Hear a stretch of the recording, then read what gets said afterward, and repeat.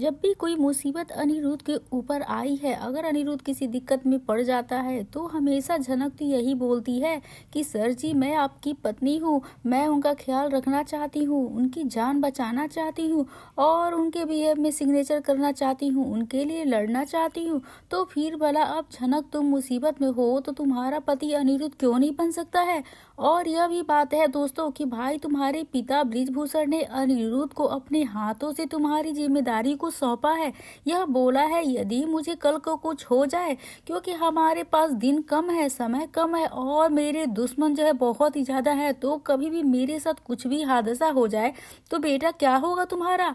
तुम मेरी बेटी हो, पूरी तरीके से जिम्मेदारी लोगे क्या? तुम उसकी रक्षा करोगे क्या? तुम उसका साथ निभाओगे? तो अनिरुद्ध बोलता है कि हाँ गुरुजी, मैं झनक का पूरा साथ निभाऊंगा और जिंदगी भर उसका हाथ थामे रहूंगा। उसके लिए झनक चाहे या फिर नहीं चाहे, मैं उसका साथ कभी नहीं छोड़ूंगा और मेरे रहते हुए झनक को कोई कभी दिक्कत नहीं होगी, कभी कोई परेशानी नहीं आएगी उस पे। जब ऐसा इतना बड़ा वादा कर दिया है और आज जब गुरुजी की हत्या हो गई है और आज इस दुनिया में अब वो नहीं रहे, तो वो अनिरुद्ध की गैर मौजूदगी में तो अनिरुद्ध को अपने आप में गिल्ट है भाई। यह सब कुछ हो गया और मैं खड़ा ही नहीं था, मैं मौजूद ही नहीं था।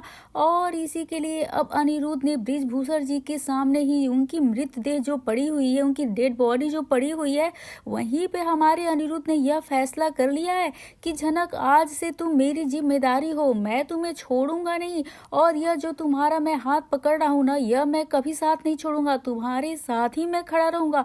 भले कोई भी लोग आ जाए, कहीं कुछ कितने भी तूफान आ जाए, मैं तुम्हारे साथ ही रहूंगा। तुम्हारे साथ कितने बड़े लोग आ जाए, मेरे साथ कुछ भी कर ले, तुम्हारा साथ कभी नहीं छोड़ूंगा। इतना ही नहीं बल्कि हॉस्पिटल में अब अनिरुद्ध शायद झनक की मांग भी भरने वाला है, क्योंकि कुछ सोर्सेज के माने तो ये अर्शी है, ये अस्पताल में बहुत ही ज्यादा बखेड़ा खड़ा करने वाली है। अर्शी आएगी, अभी तो ही फिलहाल अनिरुद्ध को फोन किया है, लेकिन आपको क्या लग रहा है, प्रोमो में तो हमने कुछ और ही देखा। प्रोमो में तो अनिरुद्ध झनक के साथ शादी का कार्ड छाप रहा है वगैरह। देखिए भाई, झनक को मेकर्स जो दिखाते हैं ना, वो सही बातें नहीं होती हैं। प्रोमो में हाथों में गुलदस्ता लिए हुए शादी का कार्ड लिए हुए झनक के साथ बॉस हाउस में एंट्री करता है।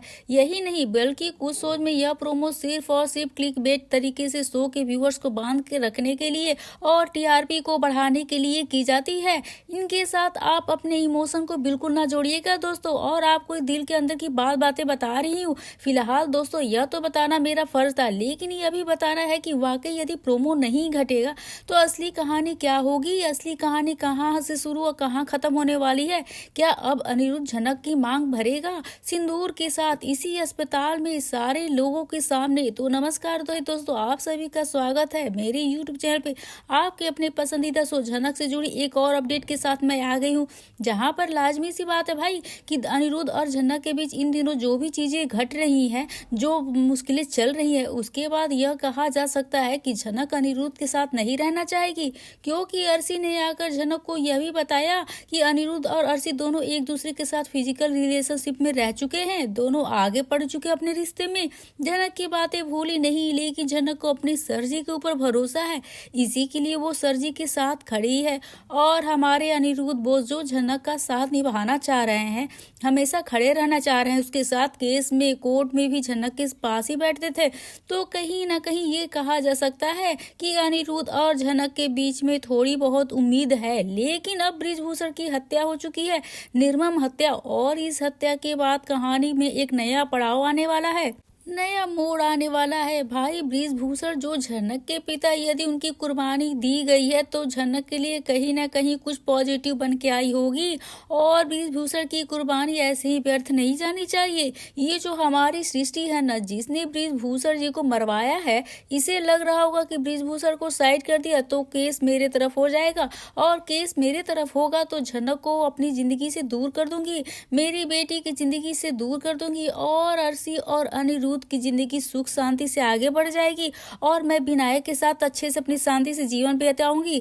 तो बहुत सारे लंबे लंबे ख्याली पुलाव सृष्टि मन ही मन बना चुकी है। लेकिन कोई बात नहीं, सृष्टि अपना यह काम तो कर लिया, उसने बृजभूषण को मरवा दिया, लेकिन बृजभूषण को सृष्टि ने मरवाया है, मर्डर करवाया है, यह बात अनिरुद्ध को पता चल चुकी है।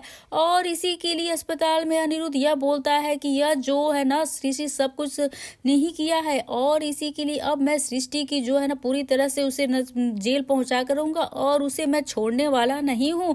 और भाई अनिरुद्ध ये भी जो बोल देता है कि मैं झनक तुम्हें इंसाफ दिलवा कर ही रहूंगा, और जब तक मैं तुम्हें कहीं जाने नहीं दूंगा, जब तक मैं तुम्हें कोई इंसाफ ना दिलवा दूं। और लेकिन हमारी झनक तो सिर्फ एक ही बात पे अटी हुई है कि मैं जाऊंगी, मुझे छोड़ दो, अकेला रहने दो, मुझे यहाँ रहना ही नहीं है। अब मुझे यहाँ पे एक बात बोलनी है दोस्तों, समझ में नहीं आता मेकर्स लोग जो भी कहानी लिखते हैं, जब ये दोनों एक दूसरे के साथ रहना चाहते हैं तो अब ये दोनों रहने के लिए तड़पते रहते हैं, और जब इन्हें जिंदगी जीने का मौका मिलता है, साथ रहने का मौका मिलता है, तो ये लोग बोलते हैं कि एक दूसरे से साथ पीछे हटते हैं और कहते हैं मुझे साथ नहीं रहना। तो ये चीजें कब तक चलती रहेंगी? ये तो कब कोई बात नहीं है। मेकर्स नहीं चाहते ये दोनों एक साथ रहें, क्योंकि एक साथ रहेंगे तो फिर शो में कुछ देखने लायक बचेगा ही नहीं, फिर कहानी और ड्रामा देखने को कैसे मिलेगा? और देखने के लिए हमारे अंदर की जो तड़प है ना, इसका फायदा आप लोग उठा रहे हैं, टीआरपी बटोर रहे हैं, लेकिन इसका मतलब यह नहीं है कि ऑडियंस पूरी बेवकूफ है और इनोसेंट मत देके भाई। सोचिए जरा भाई, मेकर सिर्फ और सिर्फ हमारी फीलिंग के साथ खेल रहे हैं। एक दिन अनिरुद्ध और जनक मिलेंगे, इस बात को दिखाए जाते हैं, और यही होता है बाकी सारे लीड में भी, कहानियों में भी, लेकिन ऐसा नहीं होता। शो की टीआरपी लिस्ट में शो को बने रहना है तो इन दोनों को एक साथ थोड़ी देर के लिए कुछ कहानी में मोड़ भी आ सकता है, लेकिन उन दोनों को 1 साल होने वाले, 1 साल से ज्यादा हो गया। 20 नवंबर को एपिसोड आया, उसके बाद अभी तक ये दोनों का मिलन ही नहीं हुआ। तो सोचिए अभी क्या कुछ कहानी होना बाकी है। फिलहाल दोस्तों, जनक के मांग में अनिरुद्ध सिंदूर जो भरेगा, ऐसा कहा जा रहा है, और अस्पताल में एक हाई वोल्टेज इंटरेस्टिंग ड्रामा चलने वाला है, जहां पर पहले तो अर्शी ने अनिरुद्ध को फोन किया था, ये बोलते कब तक आओगे, टाइम हो रहा है, तुम्हारी चिंता हो रही है, कब तक तुम आओगे, और वगैरह सारी चीजें। अनिरुद्ध बोलता है मुझे तुम्हारी कोई चिंता की जरूरत नहीं है, मुझे तुमसे कोई बात ही नहीं करनी है, और बोलकर फोन काट देता है। लेकिन आप लोग सोचिए कि अर्शी का फोन यदि अनिरुद्ध रख देगा, वो भी जनक के साथ रहते हुए, तो अर्शी घर में चैन से रह पाएगी?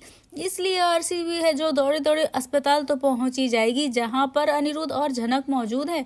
हालांकि जनक यह बोलती है कि वो मुंबई चली जाएगी, आपकी जिंदगी से दूर चली जाएगी, और ब्रिजभूषण और ये दोनों यही तो सोच रहे थे, लेकिन इसी के पहले ब्रिजभूषण के साथ हादसा हो गया। इसमें कहीं ना कहीं सृष्टि का तो हाथ है, यह बात जनक को भी पता है और सारे लोगों को भी पता है, लेकिन अब इस बात का एक प्रूफ करना है भाई, बहुत ही बड़ी जिम्मेदारी जो बन चुकी है, चुनौती जो हो चुकी है।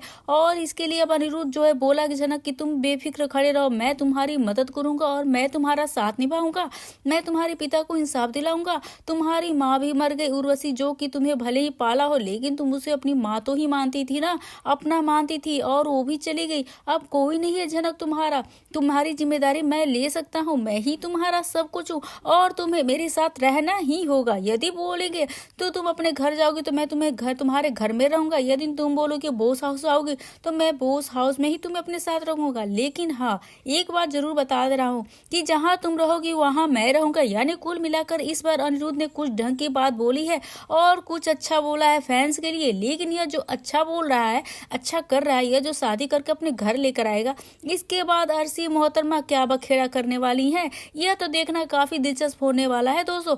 अगर ऐसे में हाई वोल्टेज ड्रामे को, इस तूफान को देखने के लिए आप भी एक्साइटेड लेवल पे हैं, कितने ज्यादा है, आप भी चाहते हैं कि भाई ऐसा कुछ सीन हो, कुछ ड्रामा क्रिएट हो, तो कमेंट करके अपना सुझाव, अपने दिल की ख्वाहिश, अपने दिल में जो भी बात है, सैलाब है भाई, कोई भी प्रतिक्रिया हो, वो हमें कमेंट करके दोस्तों बताइएगा। भाई जनक अनिरुद्ध को साथ देखने का जो ख्वाहिश है, अभी फैंस को जो चाहिए, जो आंखों को देखना चाहते हैं यार, एक तरीके से फीलिंग्स के बारे में बताइए। वीडियो को लेकर कोई ओपिनियन हो, कोई शिकायत हो, अगर कोई सुझाव हो, सवाल हो, डाउट हो, तो भी हमें कमेंट के बॉक्स के जरिए जरूर से बताइएगा, और मुझे आपके सारे कमेंट्स का बेसब्री से इंतजार रहेगा दोस्तों। और हाँ, यदि आप भी झनक के फैन और झनक से जुड़े यही अपडेट्स को, सबसे सारे अपडेट्स को सबसे पहले पाना चाहते हैं, तो दोस्तों जुड़े रहिएगा हमारे साथ। और आज के इस वीडियो को लेकर, आज के इस एपिसोड को लेकर आप क्या कहना चाहते हैं? झनक अनिरुद्ध को लेकर क्या ये जो शो मेकर्स बता रहे हैं कि झनक अनिरुद्ध की शादी हॉस्पिटल में ही हो जाएंगी, क्या ऐसा होना चाहिए, या फिर इस सम्मान के साथ झनक को बोस हाउस में जाना चाहिए, या फिर उसे छोड़कर आदित्य कपूर के साथ जाना चाहिए? दोस्तों आप क्या चाहते हैं? आप अपने कमेंट्स के जरिए हमें जरूर से अपने सुझाव बताइएगा। दोस्तों वीडियो अच्छी लगी हो तो बेशक वीडियो को लाइक करिएगा, शेयर करिएगा, और दोस्तों प्लीज सब्सक्राइब करना बिल्कुल ना भूले, और अपनी राय प्रतिक्रिया हमें जरूर से देते रहे। तो मिलते हैं हम नए वीडियो के साथ, नए अपडेट के साथ।